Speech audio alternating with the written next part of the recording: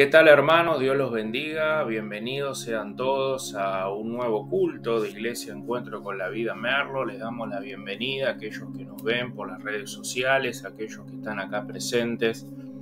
Hoy vamos a estar compartiendo juntos un mensaje relacionado con la Pascua, ¿no? Un mensaje relacionado con lo que Jesús hizo por nosotros en la cruz. Vamos a estar compartiendo el gran amor de Dios a través del Hijo, donde Él entrega, ¿no?, su vida por nosotros. Vamos a estar compartiendo Mateo 26, del 47 al 56, y vamos a orar para comenzar esta reunión y este culto todos juntos. Señor, en el nombre de Jesús, te damos gracias, Señor, por este día. Gracias por tu amor, tu misericordia que se renuevan todos los días. Señor, hoy en tus manos ponemos esta reunión, este culto. Te pedimos, Espíritu Santo, que toques nuestros corazones, nuestra mente, Señor, para poder ver y poder apreciar lo que costó nuestra salvación, Señor, y aquella puerta que tú todavía dejas abierta para que todos aquellos que se arrepientan de su vida, de sus pecados, puedan venir a recibir la salvación de su alma y el reino eterno que está por venir. Señor, te pedimos perdón por nuestras faltas y pecados, que son muchos, en el nombre de Jesús. Amén y amén. Hermanos, ¿qué haríamos nosotros si somos llevados a un juicio, si fuéramos llevados a un juicio y fuéramos acusados ilegalmente de un delito? Y no solo eso, el castigo por esa pena, por ese delito que, vuelvo a repetir, es injusto, es ilegal, la pena de ese castigo es la muerte.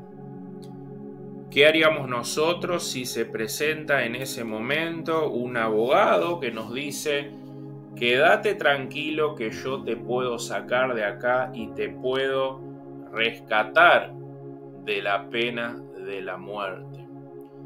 ¿Cuál sería nuestra respuesta a ese ofrecimiento? Bueno, indudablemente nosotros diríamos que sí, ¿no? Le diríamos que sí a ese abogado: hace todo lo que tengas que hacer para yo no atravesar este juicio injusto y para no atravesar la muerte. Bueno, en el juicio de Jesús, que Él tuvo que atravesar antes de morir, no hubo ninguna de estas circunstancias, sino que todo lo contrario. Sucedió todo lo contrario. Así que hoy vamos a estar compartiendo en esta exposición el juicio de Jesús, lo injusto que fue ese juicio de Jesús, y vamos también a ver el gran amor con el cual Él dio su vida para salvarnos. Vamos a ver este juicio, que fue el juicio más importante de toda la historia humana.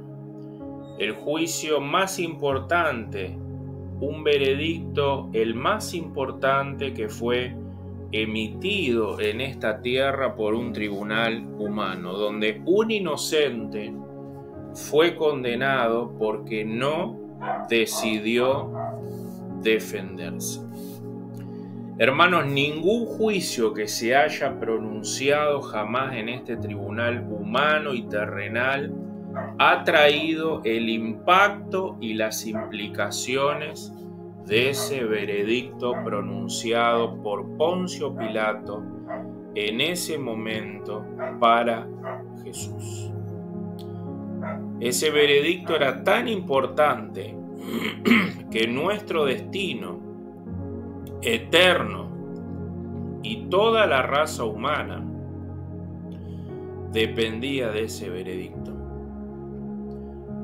Hermanos, mi estadía en el infierno o en el cielo se estaba debatiendo en ese juicio donde Jesús estaba siendo juzgado por Poncio Pilato y por los líderes religiosos. Dice la Biblia que luego de que Jesús y sus discípulos habían cenado, ellos se dirigen al huerto de Getsemaní, donde vamos a narrar los eventos previos a la crucifixión de Jesús. Vamos a leer ahí Mateo 26, desde el 47 al 56, dice así la palabra del Señor. Mientras todavía hablaba, vino Judas, uno de los 12, y con él mucha gente, con espadas y palos de parte de los principales sacerdotes y de los ancianos del pueblo. Y el que le entregaba les había dado señal, diciendo: al que yo besare, ese deben arrestar. Y enseguida se acercó a Jesús y dijo: salve, maestro, y le besó. Y Jesús le dijo: amigo, ¿a qué vienes?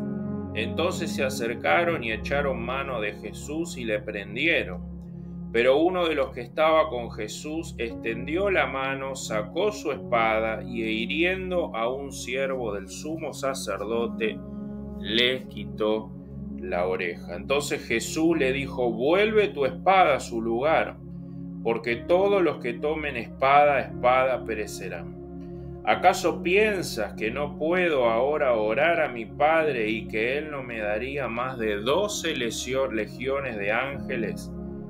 Pero como entonces se cumplirá la escritura de que es necesario que así se haga. En aquella hora Jesús le dijo a la gente: como contra un ladrón ustedes vienen y han salido con espadas y con palos a arrestarme. Cada día yo me sentaba con ustedes enseñando en el templo y no me arrestaron. Mas todo esto sucede para que se cumplan las escrituras de los profetas. Entonces los discípulos, dejándole, huyeron. Dice un versículo más abajo, el 57, dice: los que arrestaron a Jesús lo llevaron luego al sumo sacerdote Caifás, donde estaban reunidos los escribas y los ancianos de Jerusalén. Hermanos, ¿por qué llevaron a Jesús delante del sumo sacerdote Caifás? Porque en el antiguo mundo, en la época de Jesús, ¿no?, donde estaba el Sanedrín y el pueblo judío, el sumo sacerdote funcionaba como un gobernante del pueblo judío. Por eso Jesús fue llevado primero ante el sumo sacerdote Caifás. Pero luego de esto, ellos debían reunir en un lugar donde se llamaba, ¿no?, el Sanedrín, que era el máximo tribunal de Israel, para poder, ¿no?, confirmar esta sentencia que Jesús iba a tener por parte de los judíos. Pero ¿dónde fue Jesús? ¿Dónde lo mandaron a Jesús? Jesús no fue al Sanedrín directamente. Y acá vamos a empezar a ver la ilegalidad de lo que significó el juicio de Jesús. Sino que llevaron, dice la Escritura, a la casa de Caifás, el principal líder judío, donde comenzó ilegalmente, vuelvo a decir, el juicio contra Jesús. ¿Y por qué era ilegal? Ustedes me pueden preguntar. Era ilegal porque no se podía juzgar a ninguna persona que fuera condenada a muerte de noche. No se podía, estaba prohibido, pero los líderes de Israel tenían prisa, estaban apurados por juzgar a Jesús y a condenar a Jesús a muerte antes del amanecer, porque todo esto ocurrió en horas de la madrugada, porque en Jerusalén, recordemos que se estaba llevando adelante la fiesta de la Pascua. Todo este trasfondo no era lo único que pasaba. El Imperio Romano dice que le había sacado la potestad, el poder al Sanedrín de la pena de muerte, y la única manera que un hombre podía ser condenado a muerte no era solamente con sentencia religiosa, sino que también tenía que tener una sentencia confirmada por un líder o un procurador romano de esa iglesia. Así que la primera etapa que nosotros vamos a ver de este juicio es que el Sanedrín o los líderes religiosos, para poder condenar, necesitaban tener testigos que acusaran al condenado. Así que vamos a ver ahora de una manera perversa, de una manera malvada, de cómo estos judíos religiosos ahora inventan testigos para llevar adelante su cometido, que es la muerte de Jesús. Dice Mateo 26, desde el versículo 59 al 61, dice: y los principales sacerdotes y los ancianos y todo el concilio, dice, buscaban falso testimonio en contra de Jesús para entregarle a la muerte. Y dice, y no lo hallaron, aunque muchos testigos falsos se presentaban, pero al fin vinieron 2 testigos falsos que dijeron: esto dijo, este Jesús dijo esto, que puede derribar el templo de Dios y en 3 días reedificarlo.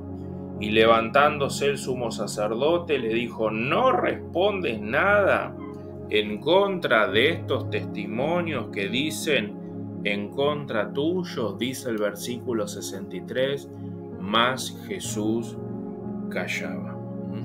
Mas Jesús callaba. Entonces dice el sumo sacerdote, exaltado, le dijo: te conjuro por el Dios viviente que nos digas si eres tú el Cristo, el Hijo de Dios. ¿Qué pasó? Como no encontraban testigos que coordinen entre sí, el sumo sacerdote Caifás decidió por otra opción, decidió lograr que Jesús se incriminara a sí mismo. Y nosotros vemos acá en estas palabras como el sumo sacerdote en el versículo 63 dice: entonces le dijo a Jesús: te conjuro en el nombre del Dios viviente que nos diga si tú eres el Mesías, si tú eres el Hijo de Dios. Cuando un líder religioso en un tribunal religioso exponía estas palabras, el imputado sí o sí tenía que contestar la pregunta que le estaban haciendo los líderes religiosos de esa época. Así que Jesús responde en el versículo 64, le dice: Jesús le dijo: tú lo has dicho. Tú lo has dicho, y además os digo que desde ahora veréis al Hijo del Hombre sentado a la diestra de Dios con poder y viniendo en las nubes del cielo. ¿Qué le quiso decir Jesús con esta respuesta? Yo soy el Mesías. Yo soy el Hijo de Dios. Yo soy el Salvador del mundo. Yo soy el creador del universo. Y eso no es solo lo que le estaba diciendo. Jesús también le estaba diciendo que un día Él sería el juez y todos estos líderes religiosos serían acusados. Jesús le decía: yo soy el rey que va a reinar a pesar de todo lo que ustedes quieran hacer hoy en mi contra. Así que Caifás, ¿no?, en su ceguera espiritual, en su ceguera de religiosa, cree que por fin ha encontrado una excusa para condenar a Jesús. Sigue diciendo el versículo 66, diciendo: ¿qué os parece? Y respondiendo ellos le dijeron: esto es condena, esto es reo de muerte. Entonces, dice, empezaron a exclamar todas estas palabras diciendo: Jesús debe ser condenado a muerte. Hermanos, lo que sucedió a continuación, lo que sucedió después de esto, fue algo brutalmente salvaje y brutalmente ilegal. Dice el versículo 67, entonces dice que los líderes religiosos le escupieron el rostro y le dieron de puñetazos, y otros le abofeteaban, diciendo: profetízanos, Cristo, ¿quién es el que te golpeó? Hermanos, todo ese pueblo judío desató contra Jesús toda la ira, toda la rabia que habían estado acumulando por tanto tiempo durante él. El Rey de Reyes, el Señor de Señores, el Dios creador del universo decide dejarse humillar por sus criaturas. ¿Qué pasó después de todo esto? Dejan encerrado a Jesús en la casa de Caifás, lo dejan arrestado, privado de su libertad en la casa de Caifás hasta la mañana de ese día, para ahora sí reunir al Sanedrín y confirmar la sentencia contra Jesús. Después de todo esto, de haberlo confirmado en ese lugar, dice que lo llevan delante del procurador romano Poncio Pilato, ¿no? Debían confirmar esta sentencia no solo religiosa, sino también política, delante de un tribunal romano. Los judíos nuevamente vuelven a acusar a Jesús falsamente para poder matarlo. Y ellos sabían que si ellos decían delante del procurador romano Jesús es acusado de blasfemia, Poncio Pilato le iba a entrar por un oído y le iba a salir por el otro. Así que falsamente acusan a Jesús nuevamente de sedicioso y de ir en contra del imperio romano. Dice Lucas 23 del 1 al 2, dice: levantándose entonces toda la muchedumbre de ellos, llevaron a Jesús a Pilato y comenzaron a acusarle diciendo: a este hemos hallado que pervierte la nación, que hace disturbios en la nación y que prohíbe dar tributo al César, diciendo que él mismo es Cristo, un rey. Así que ante esto, Poncio Pilato, ¿qué hace? Lo interroga y le hace varias preguntas. ¿Dónde podemos ver este interrogatorio? Ahí en Juan 18 del 33 al 38 dice: entonces Poncio Pilato volvió a entrar al pretorio y llamó a Jesús y le dijo: ¿eres tú rey de los judíos? Jesús le respondió: ¿dices tú por esto mismo o te lo han dicho otros de mí? Pilato le respondió: ¿soy yo acaso judío? Tu nación y los principales sacerdotes te han entregado a mí. ¿Qué has hecho? Respondió Jesús: mi reino no es de este mundo. Si mi reino fuera de este mundo, mis servidores pelearían para que yo no fuera entregado a los judíos, pero mi reino no es de aquí. Entonces le dijo Jesús luego: ¿eres tú rey? Respondió Jesús: tú dices que yo soy rey. Yo para esto he nacido y para esto he venido al mundo, para dar testimonio de la verdad. Todo aquel que es de la verdad oye mi voz. Le dijo Pilato: ¿qué es la verdad? ¿Qué es la verdad, hermanos? Jesús es la verdad. Jesús es el único camino.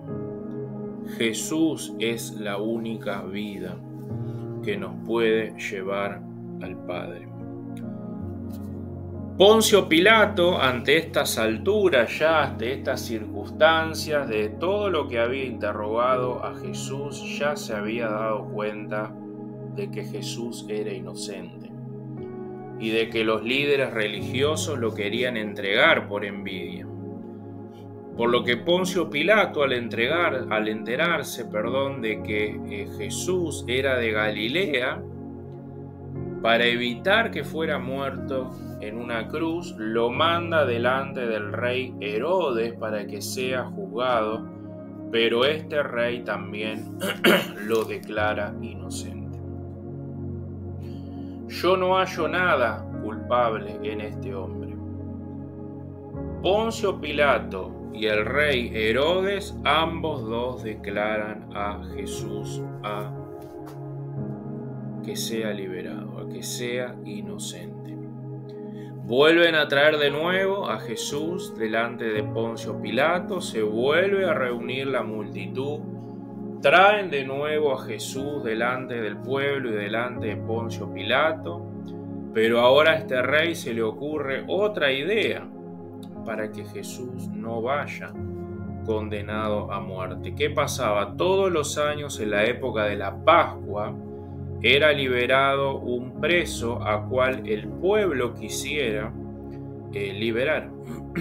Así que Poncio Pilato pone a elegir al pueblo de Israel para que liberen a Jesús o a un preso muy conocido llamado Barrabás, un asesino llamado Barrabás. Pero el pueblo, dice, bien instruido por los líderes religiosos, empieza a gritar, empieza a pedir a gran voz: crucifiquen a Jesús, suelten a Barrabás.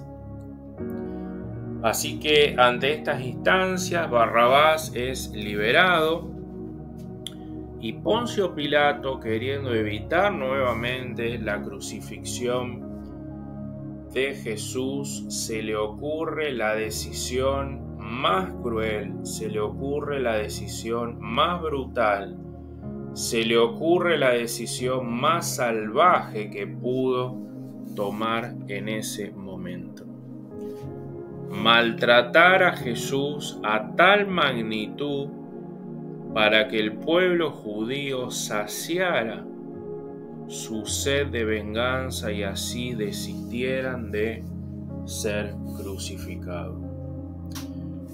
Así que, pasado por alto todos los derechos de la ley romana, pasando por alto todos los derechos de la ley judía y habiendo declarado inocente no solamente el rey Herodes, sino Poncio Pilato, aún así Jesús es condenado a ser azotado por los soldados. Hermano, la Biblia no hace hincapié de lo que significaba ser azotado en esa época por Poncio Pilato. Un escritor muy famoso describe así el azote romano.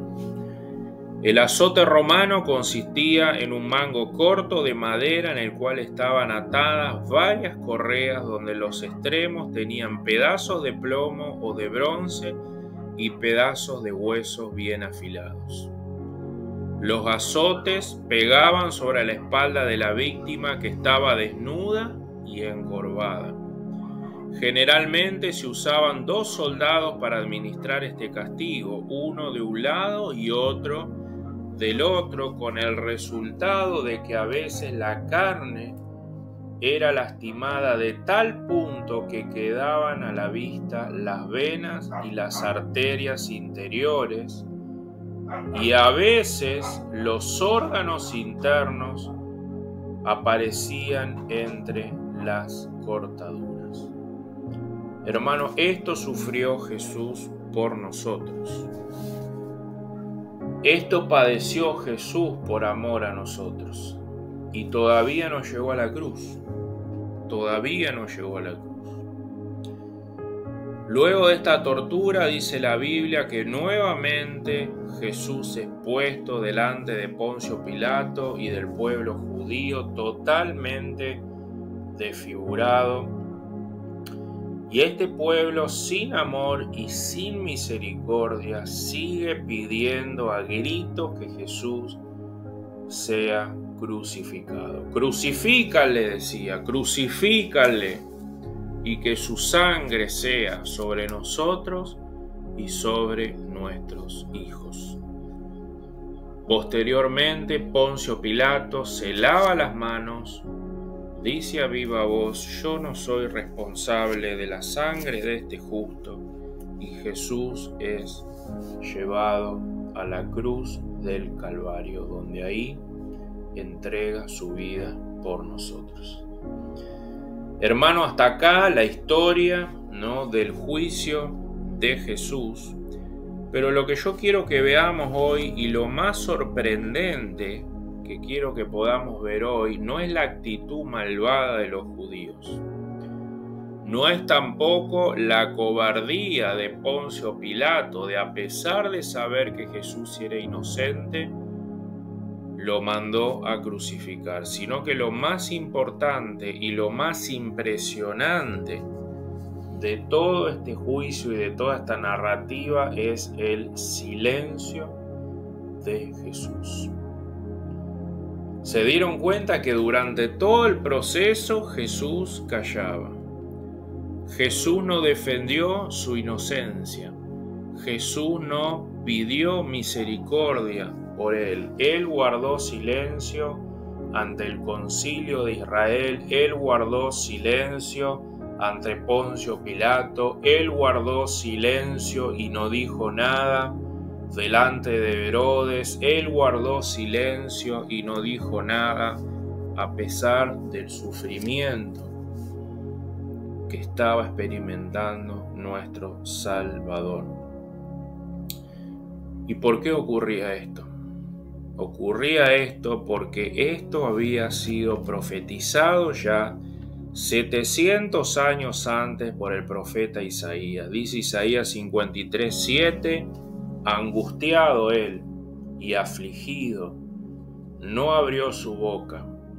Como cordero fue llevado al matadero y como oveja delante de sus trasquiladores, enmudeció y no abrió su boca. Hermanos, Jesús había podido señalar todos los errores judiciales de ese mal juicio que hicieron en su contra, pero ¿saben qué prefirió hacer Jesús? Callar. Jesús decidió no abrir su boca. Jesús no habló porque a pesar de su inocencia, Jesús iba a sustituir en la cruz nuestro lugar. Nosotros éramos los que merecíamos ese castigo. Nosotros éramos los que merecíamos el infierno eterno. Nosotros éramos los que merecíamos ese sufrimiento, ese dolor, esa angustia. Porque nosotros éramos pecadores, culpables del juicio eterno de Dios. Pero Dios, en su amor y su misericordia, Cristo Jesús murió por los injustos para así podernos llevarnos a Dios. Hermanos, el intercambio más amoroso, el intercambio más glorioso que Jesús ha hecho por sus criaturas, dar su vida por ladrones como nosotros. Hermanos, el ejemplo más grande que nos cuenta esta historia de ese intercambio tan amoroso lo vemos en la historia de la liberación de Barrabás. Barrabás era un ladrón, un asesino que merecía ser condenado por lo que estaba atravesando. Y ahora el destino de él, el destino de su liberación, el destino de que siga viviendo depende de Jesús. Depende del silencio de Jesús. La vida de Barrabás depende ahora de que condenen a Jesús. En el veredicto más absurdo, más ridículo de la historia, Poncio Pilato decide lo siguiente: Jesús es inocente. Jesús merece ser liberado, pero Jesús va a ser crucificado y condenado. Jesús era inocente, fue declarado inocente durante todo su proceso y entonces Barrabás fue liberado. Ese día Barrabás fue liberado de la muerte y de la condenación porque un inocente pagó su deuda. Barrabás es una ilustración perfecta del significado del juicio que nosotros merecemos por ser pecadores delante de Dios. El veredicto era para nosotros, culpable delante de un Dios 3 veces santo, pero Jesús decide voluntariamente no defenderse para salvarnos, para que todo aquel que en él crea, dice la Biblia, no se pierda, mas tenga vida eterna. Jesús fue llevado preso, Jesús fue juzgado y condenado por un tribunal humano para que ahora nosotros podamos ser declarados justos en el tribunal de Dios. Hermanos, el profeta Isaías nuevamente, 700 años antes de la crucifixión de Jesús, escribía estas palabras en Isaías 53, del 3 al 7. Narra todo el proceso tal cual pasó y sucedió y todo lo que Jesús sufrió por amor a nosotros. Dice Isaías 53 del 3 al 7, despreciado y desechado por los hombres, varón de dolores, experimentado en quebranto, y como que escondimos de él nuestro rostro, fue menospreciado, dice, y no lo estimamos, no tuvimos compasión de él. Ciertamente Él llevó nuestras enfermedades y sufrió nuestros dolores, y nosotros le tuvimos por azotado, por herido de Dios y abatido. Mas Él herido fue por nuestras transgresiones, por nuestras rebeliones, por nuestros pecados, molido por nuestros pecados. El castigo de nuestra paz fue sobre Él, y por su llaga fuimos nosotros curados. Todos nosotros nos descarriamos como ovejas, cada cual se apartó por su camino, mas Jehová cargó en él el pecado de todos. Angustiado él y afligido, no abrió su boca, como cordero fue llevado al matadero, y como oveja delante de sus trasquiladores enmudeció, y no abrió su boca. Hermanos, he ahí donde vemos el majestuoso silencio de Jesús nuestro Salvador. Hermanos, Jesús fue a la cruz sin defenderse porque voluntariamente decidió sacrificarse para salvarnos. La cruz fue el plan de Dios para salvarnos porque no había otra manera de poder rescatarnos de nuestros pecados. Dios el Hijo, la segunda persona de la Trinidad, se hizo hombre para obedecer la ley perfecta de Dios, vivir una vida perfecta en nuestro lugar y luego morir por nuestros pecados, porque no había otra manera de salvar pecadores culpables y a su vez mantener la justicia y la santidad intacta de Dios.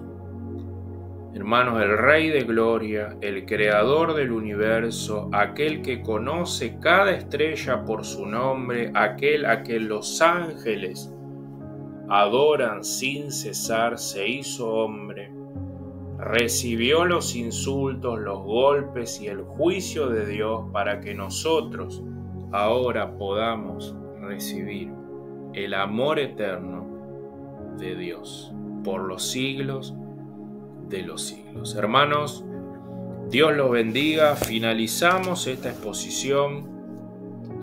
Que pase una hermosa Pascua recordando el gran sacrificio que Cristo hizo por nosotros en la cruz, y no solo eso, la gran alegría, como dice el apóstol Pablo, que nos espera cuando Él regrese. Hermanos, Dios los bendiga. Nos vemos el miércoles que viene.